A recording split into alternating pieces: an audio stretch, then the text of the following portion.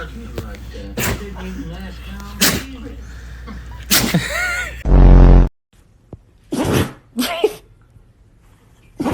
Raven.